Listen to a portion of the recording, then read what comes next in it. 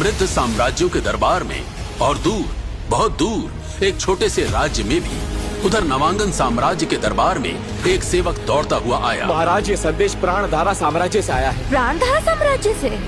हमारे छोटे से नवांगन राज्य के लिए? राजकुमारी राज्य लक्ष्मी का स्वयंवर और हमें निमंत्रण मिला है। लेकिन महाराज, ये कैसे संभव है? हमारा राज्य तो इतना छोटा है कि महासाम्राज्य के अधिकतर लोगों को हमारा नाम तक नहीं पता। शायद ये कोई संयोग नहीं। याद कीजिए, राजकुमार क्षितिज की पीठ पर 7 ड्रैगन्स का चिन्ह है। शायद ये भविष्य का संकेत है। और इस तरह राजकुमार क्षितिज प्राणधारा साम्राज्य के लिए रवाना हुआ।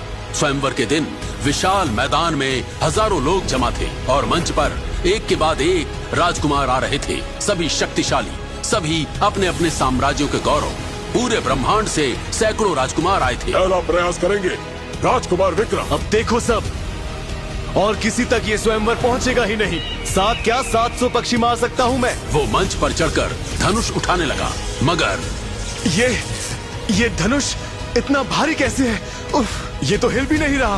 राजकुमार विक्रमादित्य असफल। अगला प्रयास राजकुमार देवेंद्र। मैं 50वें स्तर का योद्धा हूँ। मेरे लिए ये सब बाएं हाथ का खेल है। गर्व से भरा वो भी मंच पर चढ़ गया। अब ये धनुष, ये अग्नि से बना है क्या?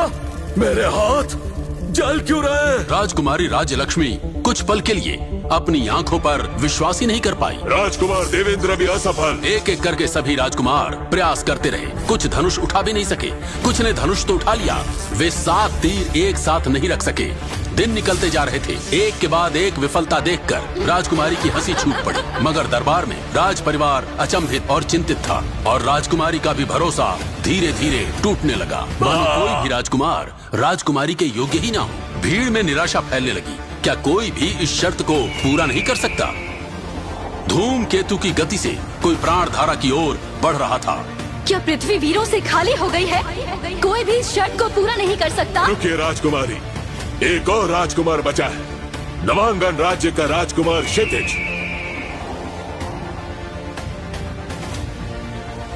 नवांगन? वो कौन सा राज्य है? कभी सुना भी नहीं। इतना छोटा राज्य होगा कि नक्शे में भी नहीं मिलेगा, और उसका राजकुमार ये काम कर लेगा। हर विफलता के बाद राजकुमारी के चेहरे पर हार लिखी जा चुकी थी। पर तभी आसमान फटके जैसे एक चीख गूंजी। बादलों को चीरते हुए एक अजनबी योद्धा प्राणधारा की राजगद्दी के सामने आ उतरा। उस पल राजकुमारी और राजकुमार क्षितिज की नजरें टकराई।